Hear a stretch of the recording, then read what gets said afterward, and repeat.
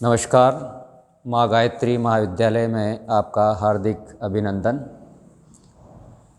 माँ गायत्री महाविद्यालय के यूट्यूब चैनल पर हम बीए पार्ट फर्स्ट ईयर इतिहास भाग सेकंड के बारे में अध्ययन कर रहे हैं। पिछले वीडियो में हमने सामंतवाद के कारण के बारे में पढ़ा है और कारणों में भी राजनीतिक कारण के बारे में अध्ययन कर रहे हैं। राजनीतिक कारणों में हमने देखा है कि अपने उत्कर्ष काल के समय में रोम ने लगभग समूचे पश्चिमी यूरोप पर अपना अधिकार आधिपत्य स्थापित कर लिया। लंबे समय तक रोमनों ने पश्चिमी यूरोप पर शांति व्यवस्था कायम की, सुव्यवस्था बनाए रखी। लेकिन जैसे ही रोमन साम्राज्य का पतन प्रारंभ हुआ, विघटन हुआ, पश्चिमी यूरोप में अराजकता फैल गई, अशांति फैल गई और अव्यवस्था का शिकार हो गया पश्चिमी यूरोप, जिसके कारण वहाँ पर कोई भी केंद्रीय शक्ति स्थापित नहीं हो पाई।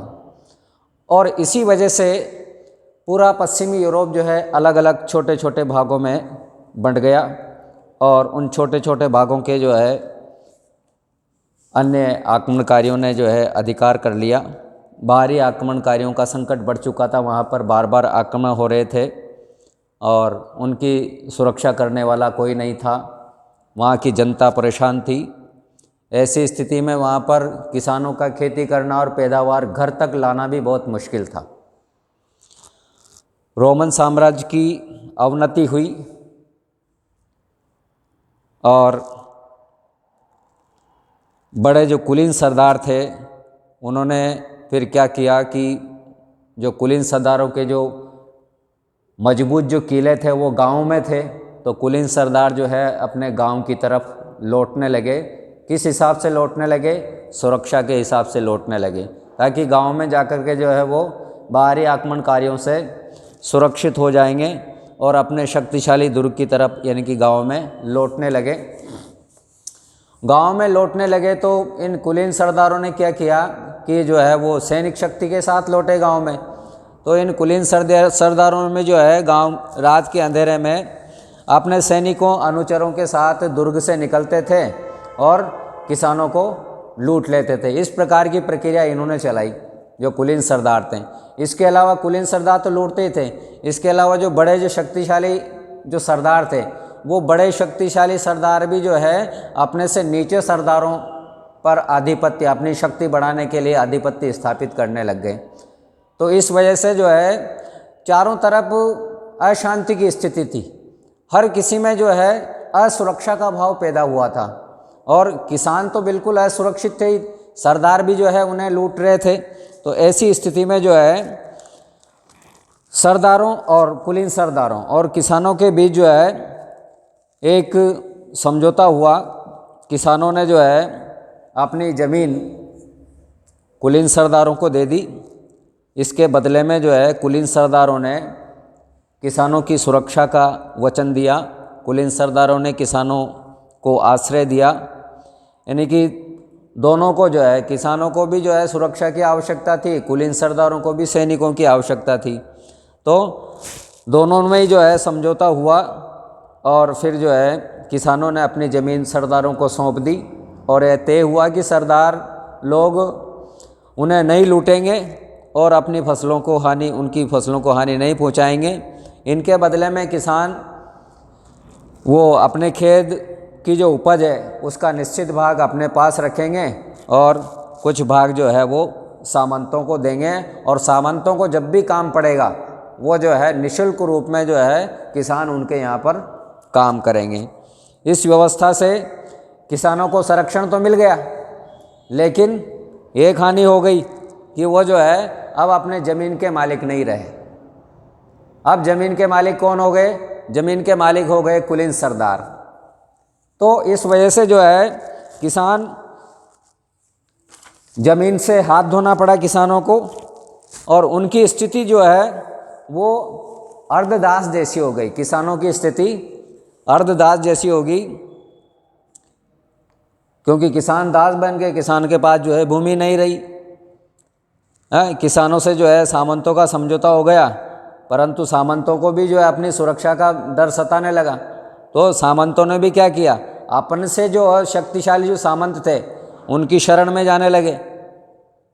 कुछ जो छोटे सामंत थे वो बड़े सामंतों की शरण में जाने लगे, ताकि उनसे जो है सुरक्षा मिल सके, संरक्षण प्राप्त कर सके। उन्होंने जो है बड़े सामंतों की सेवा करनी स्वीकार कर ली, छोटे सामंतों ने, और बड़े सामंतों ने छोटे सामंतों की सुरक्षा का दायित्व संभाल लिया। इसके बदले में छोटे सामंतों ने क्या किया, इसके बदले में छोटे सामंतों ने जो है धन और सैनिक से बड़े साम्राज्यों की, बड़े सामंतों की सहायता का वचन दिया। और इस प्रकार से जो है एक नई राजनीतिक सामाजिक परंपरा, एक प्रणाली विकसित हुई। इस प्रकार से अनुचरों की प्रणाली, अपने अधीन कार्य करने की प्रणाली इस प्रकार से विकसित हुई। और इस प्रकार से जो है वो सामंतवाद का उदय हुआ राजनीतिक रूप से। सामंतवाद के विकास के लिए अन्य कारण यहाँ तक अपन पढ़ चुके थे। अन्य कारण में जो है, अन्य कारण में ये कारण भी रहा है कि सामंतवाद की जो प्रथा का विकास हुआ वो जरूरी नहीं है कि जो है भूमि के स्वामित्व के आधार पर हुआ हो। इसके लिए जो है अन्य कारण भी थे। रोमन प्रशासन व्यवस्था में स्थानीय स्वशासन दायित्व स्थानीय कुलीनों और सरदारों पर निर्भर करता था। यानी कि अपने आसपास का शासन, वहाँ के स्थान का शासन या स्थानीय शासन जो है वो कुलीन सरदारों पर निर्भर करता था। कुलीन सरदार वहाँ का शासन करते थे। और जब तक केंद्र सरकार सबल रही, इसमें पश्चिम यूरोप में जो है केंद्र सरकार जब तक मजबूत रही, ताकतवर रही, तब तक तो जो है ये कुलीन सरदार वो केंद्र सरकार के निर्देशानुसार कार्य करते रहे। लेकिन जैसे ही केंद्रीय सरकार जो है कमज़ोर पड़ी, केंद्रीय सरकार की अवनति हुई, उसका प्रभाव कम हुआ, नियंत्रण कम हुआ, तो स्थानीय कुलीन सरदारों ने क्या किया, अपने आप में वो स्वतंत्र रह करके शासन करने लग गए। फिर उन पर जो है किसी का अधिकार नहीं रहा, वो स्वतंत्र रह करके, क्योंकि केंद्रीय सत्ता जो है वो कमज़ोर पड़ गई थी, नियंत्रण विहीन हो गई थी।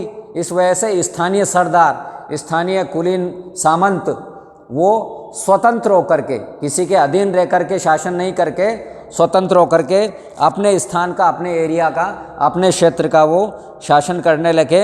और अपनी सुरक्षा के लिए जो है वो शक्तिशाली जो सामंत थे उनकी शरण में जाने लगे। जो भी शक्तिशाली सामंत जो थे उनकी शरण में वो जाने लगे, क्योंकि केंद्रीय सत्ता का कोई आधिपत्य नहीं रहा है।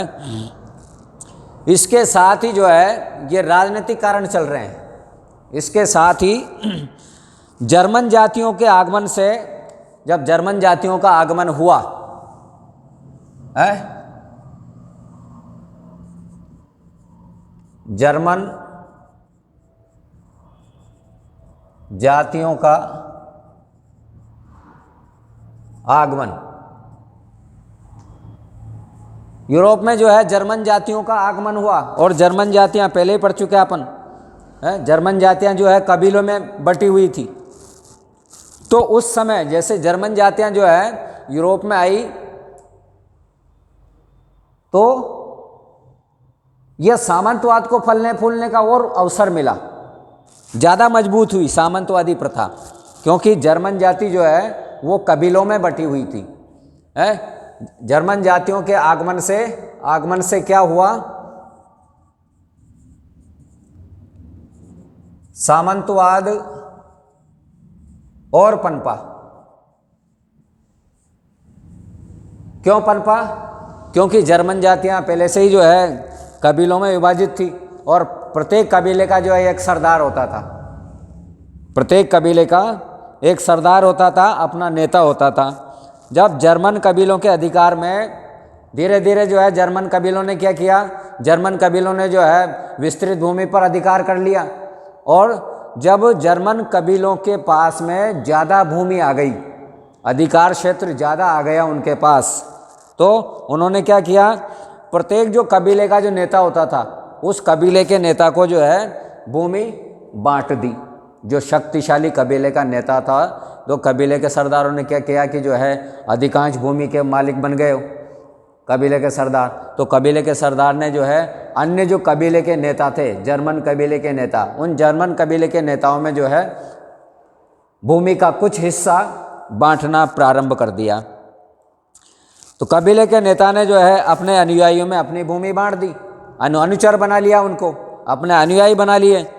और दोनों के मध्य क्या समझौता हुआ कि अनुयायी अपने नेता को, जो अनुचर है वो अनुचर अपने नेता को सैनिक और राजनीतिक सेवाएं प्रदान करने, यानी कि सैनिक सेवा प्रदान करेगा, राजनीतिक सेवा प्रदान करेगा वो अनुचर, और उन्हें संरक्षण प्रदान करेगा। तो इस प्रकार जो है कबीले के नेता वो धीरे धीरे बहुत बड़े सामंत बन गए हैं। सामंतवाद पनपा, कबीले के नेता क्या हुए, कबीले के नेता सामंत बन गए। कबीले के नेता सामंत बन गए। क्यों बन गए? क्योंकि अधिकांश भूमि के मालिक बन गए थे। इन्होंने ही जो है अन्य कबीले के नेताओं को भूमि आवंटित करना शुरू कर दिया, और इसके बदले में यानी कि उनको अनुयायी बना लिया अन्य कबीले के नेताओं को। और वो अनुयायी जो है इनको क्या करेंगे, वो अनुयायी जो है इनको सैनिक सहायता देंगे, राजनीतिक सहायता देंगे, हैं? तो इस प्रकार से जो है जर्मन जातियों के, जर्मन कबीले के जो है जर्मन जातियां जो यूरोप में आई, जर्मन जातियां जो यूरोप में आई, उससे क्या हुआ, उससे जो है सामंतवाद और अधिक मजबूत हुआ। तो इस प्रकार से ये परिपाटी चली। तो ये था राजनीतिक कारण, किसका? सामंतवाद का। सामंतवाद पनपने का एक राजनीतिक कारण ये रहा है। अब राजनीतिक कारण के साथ जो है आर्थिक कारण क्या रहा है कि इसमें जो है आर्थिक कारण में कृषि का महत्वपूर्ण योगदान रहा। आर्थिक कारण में भाई राजनीतिक कारण तो स्वामित्व पर आधारित था, राजनीतिक कारण भूमि के स्वामित्व पर आधारित था, लेकिन आर्थिक कारण में जो है ये आर्थिक कारण में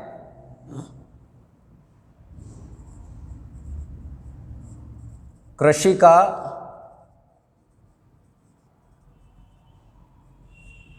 महत्वपूर्ण योगदान।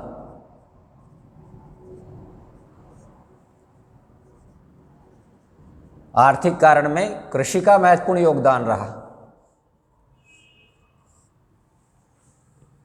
भाई राजनीतिक कारण में तो जो है भूमि के स्वामित्व का मामला था, और भूमि का स्वामित्व बन जाते थे, सामंत बन जाते, बड़े शक्तिशाली सामंत बनते गए। इस प्रकार से सामंतवाद व्यवस्था पनपी। और आर्थिक कारण में जो है कृषि, ये कृषि जो है इसका महत्वपूर्ण योगदान रहा। इसमें क्या रहा कि रोमन साम्राज्य में जो है दासों की बहुत बड़ी संख्या थी। रोमन साम्राज्य में दास ही दास थे। ये रोमन साम्राज्य में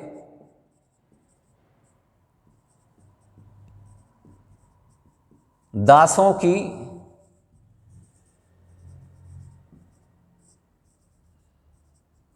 बहुत बड़ी संख्या थी। दास बहुत ज्यादा थे रोमन साम्राज्य में, हैं? और कृषि के साथ साथ जो है वो अन्य काम भी किससे कराते थे? कृषि के साथ साथ जो है अन्य काम भी वो दासों से ही करवाते थे। दासों की संख्या ज़्यादा थी तो कृषि तो करवाते थे दासों से, लेकिन इसके अलावा जो है ये सामंत लोग अन्य कार्य भी उन दासों से ही करवाते थे। और फिर भी इतना काम करते हुए भी जो है उन दासों के साथ ये सामंत लोग, बड़े भूस्वामी, ये उनके साथ अच्छा व्यवहार नहीं करते थे। बहुत क्रूरता का व्यवहार उनके साथ होता था, दासों के साथ अमानवीय व्यवहार किया जाता था दासों के साथ, और हर प्रकार से जो है दासों का शोषण हो रहा था रोमन साम्राज्य में, है। इसके परिणाम स्वरूप क्या हुआ? दासों की संख्या थी, बहुत बड़ी संख्या थी, और दूसरी बात है दासों का शोषण हो रहा था। दासों का शोषण हो रहा था। तो शोषण हो रहा था तो क्या हुआ, परिणाम स्वरूप शोषण के फलस्वरूप क्या हुआ, शोषण के फलस्वरूप जो है दासों ने, भाई पहले तो जो है बड़ी निष्ठा और लगन से काम करते थे वो कृषि में और अन्य कार्य में, परिणाम स्वरूप क्या हुआ, दासों के द्वारा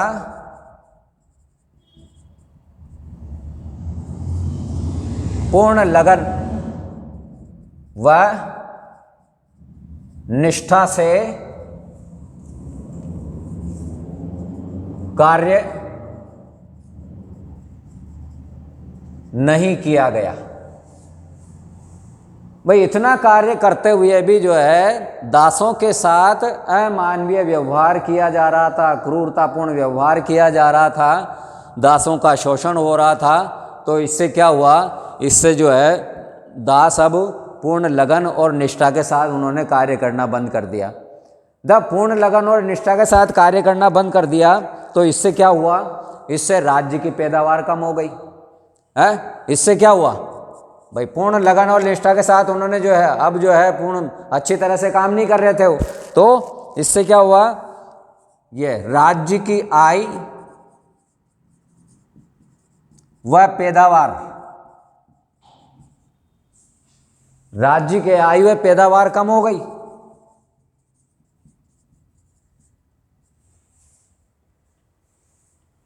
राज्य की आय और पैदावार, निष्ठा से जो है काम ही नहीं कर रहे दास, इससे क्या हुआ कि पैदावार कम हो गई, और पैदावार कम हो गई तो जो है एक समस्या रोमन साम्राज्य के सामने खड़ी हो गई है।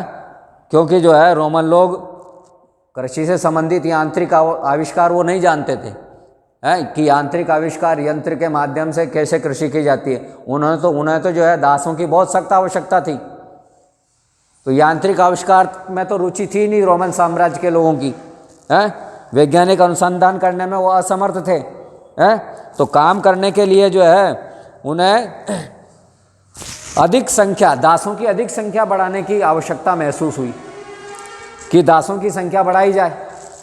तो इसके लिए जो है, इसके लिए एक अन्य उपाय किया गया कि किस तरह से जो है दासों के द्वारा अच्छा कार्य करवा करके पैदावार बढ़ाई जाए। तो दासों से जो है फिर दासों को कुछ सुविधाएं दी गई, उनको लोभ दिया गया, दासों को कुछ